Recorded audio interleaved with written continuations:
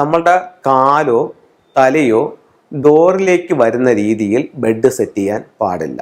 അടുത്തത്, ബെഡിനടിയിൽ യാതൊരു സാധനങ്ങളും വെക്കാൻ പാടില്ല. ചില വീടുകളിൽ നമുക്ക് ചെല്ലുമ്പോൾ ബെഡിൻ്റെ അടിയിൽ ഇവർ ചെറിയ ചില പെട്ടികൾ, അല്ലെന്നുണ്ടെങ്കിൽ പഴയ കംപ്ലൈൻ്റ് ആയിട്ടുള്ള മിക്സി, അല്ലെന്നുണ്ടെങ്കിൽ പില്ലോ, അതെല്ലാം കൂടെയൊക്കെ ചുരുട്ടി അതിൻ്റെ അടിയിലോട്ടൊക്കെ വെച്ചാകുന്നതാണ്. നമ്മളതൊന്ന് മാറ്റാൻ നോക്കിക്കഴിഞ്ഞാൽ മാറ്റാൻ പറ്റത്തില്ല. കാരണം ആ രീതിക്ക് കട്ടിലിൻ്റെ അടി മൊത്തവും സാധനങ്ങളായിരിക്കും.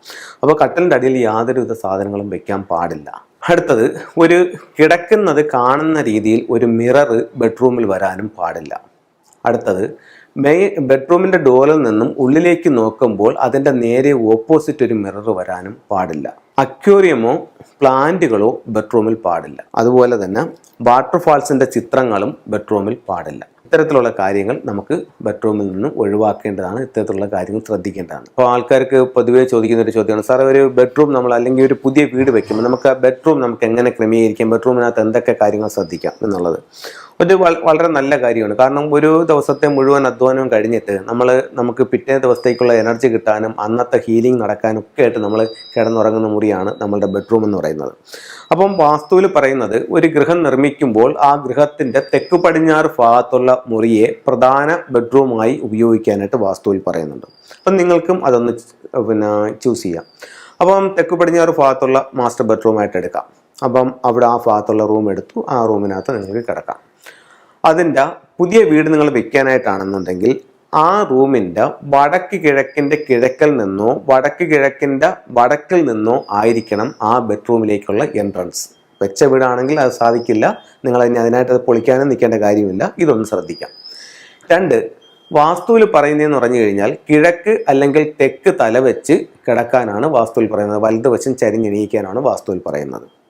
അപ്പം ആ രീതിയിൽ നിങ്ങൾക്ക് ബെഡ് സെറ്റ് ചെയ്യാം. ഫെങ്ഷുയുടെ കാര്യങ്ങൾക്ക് ചെറിയ വ്യത്യാസങ്ങളുണ്ട്, അതും കൂടെ പറഞ്ഞു പോകാം. ഫെങ്ഷുയിൽ പറയുന്നതെന്ന് പറഞ്ഞു കഴിഞ്ഞാൽ നല്ല മൗണ്ടൻ സ്റ്റാർ ഉള്ള ബെഡ്റൂമിൽ കിടക്കാനാണ് പറയുന്നത്. ഓരോ വീടിൻ്റെയും മൗണ്ടൻ സ്റ്റാറും വാട്ടർ സ്റ്റാറും ഒക്കെ വ്യത്യസ്തപ്പെട്ടിരിക്കും, ഫ്ലൈയിങ് സ്റ്റാർ പ്രകാരം വ്യത്യസ്തപ്പെട്ടിരിക്കും. അപ്പം നല്ല മൗണ്ടൻ സ്റ്റാർ ഉള്ള ബെഡ്റൂമിൽ കിടക്കാനാണ് ഫെങ്ഷുയിൽ പറയുന്നത്. അതുപോലെ കിടക്കാൻ ബെഡ് ഇടാൻ പറയുന്നത് അതിൻ്റെ ഗൃഹനാഥൻ്റെ ഭാഗ്യദിക്ക് ഏതാണോ ആ ദിക്കിലേക്ക് ഹെഡ് വരുന്ന രീതിയിൽ തലവെച്ച് കിടക്കാനാണ് പറയുന്നത്. അപ്പോൾ വാസ്തുവിലും ഫെങ്ഷുയിലും ചെറിയ ചെറിയ വ്യത്യാസങ്ങളുണ്ട്. അപ്പോൾ ഇത് രണ്ടും രണ്ട് രീതിയിലാണ്. ഓക്കെ, അടുത്തത് നമുക്ക് ബെഡ്റൂമിൽ കോമൺ ആയിട്ട് ചെയ്യേണ്ടതെന്ന് പറഞ്ഞു കഴിഞ്ഞാൽ നമ്മളുടെ കാലോ തലയോ ഡോറിലേക്ക് വരുന്ന രീതിയിൽ ബെഡ് സെറ്റ് ചെയ്യാൻ പാടില്ല. അടുത്തത്, ബെഡിനടിയിൽ യാതൊരു സാധനങ്ങളും വെക്കാൻ പാടില്ല. ചില വീടുകളിൽ നമുക്ക് ചെല്ലുമ്പോൾ ബെഡിൻ്റെ അടിയിൽ ഇവർ ചെറിയ ചില പെട്ടികൾ, അല്ലെന്നുണ്ടെങ്കിൽ പഴയ കംപ്ലൈൻ്റ് ആയിട്ടുള്ള മിക്സി, അല്ലെന്നുണ്ടെങ്കിൽ മറ്റേ പില്ലോ, അതെല്ലാം കൂടെയൊക്കെ ചുരുട്ടി അതിൻ്റെ അടിയിലോട്ടൊക്കെ വെച്ചാകുന്നതാണ്. നമ്മളതൊന്ന് മാറ്റാൻ നോക്കിക്കഴിഞ്ഞാൽ മാറ്റാൻ പറ്റത്തില്ല. കാരണം ആ രീതിക്ക് കട്ടിലിൻ്റെ അടി മൊത്തവും സാധനങ്ങളായിരിക്കും. അപ്പോൾ കട്ടിലിൻ്റെ അടിയിൽ യാതൊരുവിധ സാധനങ്ങളും വെക്കാൻ പാടില്ല. അടുത്തത്, ഒരു കിടക്കുന്നത് കാണുന്ന രീതിയിൽ ഒരു മിറർ ബെഡ്റൂമിൽ വരാനും പാടില്ല. അടുത്തത്, ബെഡ്റൂമിൻ്റെ ഡോറിൽ നിന്നും ഉള്ളിലേക്ക് നോക്കുമ്പോൾ അതിൻ്റെ നേരെ ഓപ്പോസിറ്റ് ഒരു മിറർ വരാനും പാടില്ല. അടുത്തത്, അക്വേറിയമോ പ്ലാന്റുകളോ ബെഡ്റൂമിൽ പാടില്ല. അതുപോലെ തന്നെ വാട്ടർഫാൾസിൻ്റെ ചിത്രങ്ങളും ബെഡ്റൂമിൽ പാടില്ല. ഇത്തരത്തിലുള്ള കാര്യങ്ങൾ നമുക്ക് ബെഡ്റൂമിൽ നിന്ന് ഒഴിവാക്കേണ്ടതാണ്. ഇത്തരത്തിലുള്ള കാര്യങ്ങൾ ശ്രദ്ധിക്കേണ്ടതാണ്. അതുപോലെ തന്നെ ഇപ്പോൾ ബെഡ്റൂമിനകത്ത് TV, കമ്പ്യൂട്ടർ, ഇതൊക്കെ നല്ലതല്ല. എന്താണെന്ന് ചോദിച്ചു കഴിഞ്ഞാൽ ഇന്നിപ്പോൾ പലരും അവരുടെ ബെഡ്റൂം തന്നെയാണ് അവരുടെ വർക്കിംഗ് പ്ലേസ് ആയിട്ട് എടുക്കുന്നത്. പക്ഷേ ഫെങ്ഷുയിൽ അത് നല്ലതായിട്ട് പറയുന്നില്ല. അതിൻ്റെ ഒരു കാരണം എന്ന് പറഞ്ഞു കഴിഞ്ഞാൽ ഇതൊക്കെ നമ്മൾ വർക്ക് ചെയ്യിക്കുമ്പോഴത്തേക്ക് അതിനകത്തൊരു യാങ് എനർജിയാണ് ഉണ്ടാകുന്നത്. അപ്പം ഇന്നും യാങ്ങും എന്ന് പറഞ്ഞിട്ട് ഫെങ്ഷുയിൽ 2 എനർജികളായിട്ട് തിരിക്കുന്നുണ്ട്. അപ്പം ശാന്തമായിട്ടുള്ള, ഇപ്പോൾ അതായത് പകലെന്ന് പറയുന്നത് യാങ് എനർജിയാണ്, രാത്രി എന്ന് പറയുന്നത് ഇൻ എനർജിയാണ്. ചൂടെന്ന് പറയുന്നത് യാങ് ആണ്, തണുപ്പെന്ന് പറയുന്നത് ഇന്നാണ്. സ്ത്രീ എന്ന് പറയുന്നത് ഇൻ എനർജിയാണ്, പുരുഷൻ എന്ന് പറയുന്നത് യാങ് എനർജിയാണ്. സൂര്യൻ യാങ് ആണ്, മൂൺ ഇന്നാണ്. അപ്പം ഇതിൻ്റെ രണ്ടിൻ്റെ ഒരു ബാലൻസിങ് ആണ് യഥാർത്ഥത്തിൽ ഫെങ്ഷുയുടെ ഒരു ബേസ് എന്ന് പറയുന്നത്. അപ്പോൾ നമ്മൾ ഇതിനകത്ത് ശ്രദ്ധിക്കേണ്ട ഒരു കാര്യം എന്ന് പറഞ്ഞു കഴിഞ്ഞാൽ, ഇപ്പം നമ്മൾ ഇതിനകത്ത് ഇലക്ട്രോണിക്സ് ഉപകരണങ്ങൾ വെച്ച് TVയുടെയും പാട്ടുടെയും ഒക്കെ ചെയ്യുമ്പോഴത്തേക്ക് അതിനകത്ത് എപ്പോഴും ശബ്ദവും കാര്യങ്ങളുമായിട്ട് അതിനകത്തൊരു യാങ് എനർജി ആയിരിക്കും ആ റൂമിനകത്ത് നിൽക്കുന്നത്. അപ്പോൾ രാത്രി നമ്മൾ ഉറങ്ങാനായിട്ട് ചെന്ന് കിടക്കുമ്പോഴത്തേക്ക് ആ ഒരു ഉറക്കം സ്മൂത്തായിട്ട് പോകത്തില്ല. കാരണം ഇൻ എനർജിയാണ് എപ്പോഴും ബെഡ്റൂമിൽ വേണ്ടത്. അതേസമയം ലിവിങ് ഏരിയയിലും മറ്റുമൊക്കെ യാങ് എനർജിയാണ് വേണ്ടത്. അപ്പോൾ ആ എനർജി നമ്മളൊന്ന് ശ്രദ്ധിക്കാം. അതുപോലെ തന്നെ ഈ ടോയ്ലറ്റിൻ്റെ ഡോറുകൾ എപ്പോഴും ക്ലോസ് ചെയ്തിടുക. അതുപോലെ നമുക്ക് ബെഡിൻ്റെ കാര്യം പറഞ്ഞു, ഹെഡിൻ്റെ കാര്യം പറഞ്ഞു. അതുപോലെ പിന്നെ നമുക്ക് അതിനകത്ത് ഉപയോഗിക്കാവുന്നതെന്ന് പറഞ്ഞു കഴിഞ്ഞാൽ ചില ഫെങ്ഷുയുടെ ചില സൗഭാഗ്യ ടൂളുകൾ ഉപയോഗിക്കാം. ഒന്ന്, ഒരു സൗത്ത് വെസ്റ്റിൽ ഒരു ജോഡി മണ്ടേരിയൻ ഡക്സ് ഉപയോഗിക്കാം. ഒരു താറാവുകളുടെ ഒരു പ്രതിമ തെക്ക് പടിഞ്ഞാറ് ഭാഗത്ത് വെക്കുന്നത് കപ്പിൾസിൻ്റെ ഐക്യത്തിന് വളരെ നല്ലതായിട്ട് കണക്കാക്കുന്നുണ്ട്. അതുപോലെ തന്നെ നമുക്ക് ഇത്തരത്തിലുള്ള ഒരു ഡബിൾ ഹാപ്പിനെസ് എന്ന് പറഞ്ഞിട്ടുള്ള ഒരു സിമ്പലുണ്ട്. ഇത് ഭാര്യ ഭർത്താവ് തങ്ങളുടെ നല്ല സ്നേഹം, നല്ല സന്തോഷം, ആ ഒരു റൂമിൽ സന്തോഷം നിലനിൽക്കാനായിട്ട് ഈ ഒരു സിമ്പിൾ നമുക്ക് ഉപയോഗിക്കാവുന്നതാണ്. ഡബിൾ ഹാപ്പിനെസ് ആണ് ഇതിൻ്റെ പേര്. അതുപോലെ തന്നെ ഭാര്യയും ഭർത്താവും തങ്ങളിൽ ഒരു ഐക്യവും പരസ്പര സ്നേഹവും ഒക്കെ നിലനിൽക്കാൻ വേണ്ടിയിട്ട് ഇത്തരത്തിലുള്ള മിസ്റ്റിക് നോട്ടിൻ്റെ സിമ്പിൾ ഉപയോഗിക്കാവുന്നതാണ്.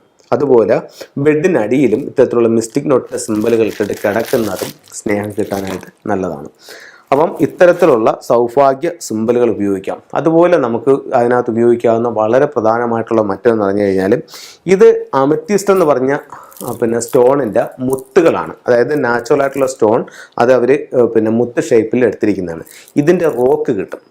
അതുപോലെ തന്നെ ഈ വൈറ്റിൻ്റെയും റോക്ക് നമുക്ക് വാങ്ങിക്കാനായിട്ട് കിട്ടും, ക്ലസ്റ്റർ വാങ്ങിക്കാൻ കിട്ടും. അപ്പം ഇത്തരത്തിലുള്ള റോക്ക് വാങ്ങിച്ചിട്ട് ബെഡ്റൂമിൻ്റെ സൗത്ത് വെസ്റ്റ് കോർണറിൽ വെക്കുന്നത് അതിനകത്തേക്ക് വരുന്ന നെഗറ്റീവായിട്ട് ഊർജ്ജത്തെ ഇത് വലിച്ചെടുക്കുകയും അതിനെ വിഘടിപ്പിച്ച് പോസിറ്റീവ് എനർജിയായി നമ്മുടെ റൂമിലേക്ക് സ്പ്രെഡ് ചെയ്യാനും ഇത്തരത്തിലുള്ള സ്റ്റോണുകൾക്ക് സാധിക്കും. ഇപ്പോൾ ഒരു ബെഡ്റൂം നിങ്ങൾക്ക് എങ്ങനെ സെറ്റ് ചെയ്യണമെന്ന് മനസ്സിലായി കാണുമെന്ന് പ്രതീക്ഷിക്കുന്നു. അടുത്തത് നമുക്ക് ചില ടൂളുകളിലേക്ക് പോകാം. നിങ്ങളുടെ സമ്പത്തിൽ തന്നെ നമുക്ക് തുടങ്ങാം. അപ്പോൾ ഇത്തരത്തിലുള്ള ഇൻഗോട്ടിൻ്റെ സിമ്പിൾസ് നിങ്ങളുടെ ബെഡ്റൂമിൻ്റെ സൗത്ത് വെസ്റ്റ് നിങ്ങൾ ഒരു അലമാര സൂക്ഷിക്കുക. ആ അലമാരയ്ക്കകത്ത് നിങ്ങൾ വെക്കുക. നിങ്ങളിലേക്ക് വെൽത്ത് ഉണ്ടാവാനായിട്ട് ഇത് വളരെ നല്ലൊരു സിമ്പിളായിട്ട് കണക്കാക്കുന്നുണ്ട്. അതുപോലെ തന്നെയാണ് ഇത്തരത്തിലുള്ള ചൈനീസ് കോയിൻസ്. ഇപ്പോൾ ഇതിൻ്റെ ഗോൾഡ് കോയിൻസ്, കോപ്പർ കോയിൻസ് ഒക്കെ നമുക്ക് ഷോപ്പുകളിൽ, ചൈനീസ് ഷോപ്പുകളിലൊക്കെ, ഫംഗ്ഷൻ ഷോപ്പുകളിൽ വാങ്ങിക്കാനായിട്ട് സാധിക്കുന്നുണ്ട്. ഇത് വെക്കുന്നത് നമ്മളിലേക്ക് വെൽത്ത് വരാൻ നല്ലതായിട്ട് കണക്കാക്കുന്നുണ്ട്. അതുപോലെ തന്നെ നമുക്ക് ഇതിൻ്റെ നാച്ചുറൽ ആയിട്ടുള്ള സ്റ്റോൺസ് നമുക്ക് കിട്ടുന്നുണ്ട്. ഇത് നമുക്ക് പല പല ആവശ്യങ്ങൾക്കായിട്ട് ഉപയോഗിക്കാം. ഇത് ടൈഗറായി ഒരു വ്യക്തിയെ ആക്റ്റീവ് ആക്കാൻ, അതായത് നല്ല ഊർജ്ജസ്വലനും ഉന്മേഷവാനുമാക്കാനായിട്ട് ഈ ഒരു ടൈഗറയുടെ സ്റ്റോൺസ് നമുക്ക് ഉപയോഗിക്കാം. കുട്ടികളുടെ വിദ്യാഭ്യാസ പുരോഗതിക്ക് വേണ്ടിയിട്ട് ഈ വൈറ്റ് സ്റ്റോൺസ് ഉപയോഗിക്കാം. ഹെൽത്ത് മെച്ചപ്പെടാനായിട്ട് ഈ ഗ്രീൻ ജേഡ് ഉപയോഗിക്കാം. ഇത് എല്ലാ കാര്യങ്ങൾക്കായിട്ട് ഈ മൾട്ടി കളർ സ്റ്റോൺസ് ഉപയോഗിക്കാം. അത് കഴിഞ്ഞിട്ട് അമത്തിസ്റ്റ് ഉപയോഗിക്കാം. എപ്പോഴും ഒരു ഡിവൈൻ എനർജി നമുക്ക് ലഭിക്കാനായിട്ട് ഉപയോഗിക്കാം. സിട്രിൻ ഉപയോഗിക്കാം. നമ്മളിലേക്ക് സമ്പത്ത് വരാൻ, അത് നിലനിൽക്കാനുമായിട്ട് സിട്രിൻ്റെ സ്റ്റോൺസ് ഉപയോഗിക്കാം. ഇത്തരത്തിലുള്ള ഒരു അരോന മത്സ്യത്തെ വയ്ക്കാം. നമ്മുടെ തൊഴിൽ വർദ്ധിപ്പിക്കാം. ഈ അരോന മത്സ്യത്തെ സ്വീകരണമുറിയുടെ വടക്ക് ഭാഗത്ത് വയ്ക്കാം. എല്ലാ സൗഭാഗ്യങ്ങളും കിട്ടാനായിട്ട് ഇപ്പം നിങ്ങൾ ഫംഗ്ഷയുടെ ഒരൊറ്റ ടൂളെ നിങ്ങൾ വാങ്ങിക്കുന്നുള്ളൂ. അത് എന്ത് വാങ്ങിക്കണമെന്നാണ് നിങ്ങളുടെ ചോദ്യമെങ്കിൽ യാതൊരു സംശയവും വേണ്ട. നിങ്ങൾ ഒരു ട്രാവലിംഗ് ബുദ്ധിയെ വാങ്ങിച്ച് വീടിൻ്റെ പ്രധാന വാതിലിൽ നിന്നും ഉള്ളിലേക്ക് നോക്കി വെക്കൂ. അടുത്ത രണ്ടാമതൊരു ഫെങ്ഷു ടൂൾ വാങ്ങിക്കണമെങ്കിൽ ഞാൻ എന്ത് വാങ്ങിക്കണമെന്ന് ചോദിച്ചാൽ അതിൻ്റെ ഉത്തരം ഇത്തരത്തിലുള്ള ഒരു മുക്കാലി തവളയെ വാങ്ങിച്ച് പ്രധാന ഡോറിൽ നിന്നും ഉള്ളിലേക്ക് വയ്ക്കൂ. അപ്പോൾ ഇത്തരത്തിലുള്ള ഓരോ ചിത്രങ്ങളും രൂപങ്ങളും നിങ്ങളുടെ ജീവിതത്തിൽ വലിയ വലിയ മാറ്റങ്ങൾ ഉണ്ടാക്കട്ടെ എന്ന് പ്രാർത്ഥിച്ചുകൊണ്ട് നിർത്തുന്നു. നന്ദി, നമസ്കാരം.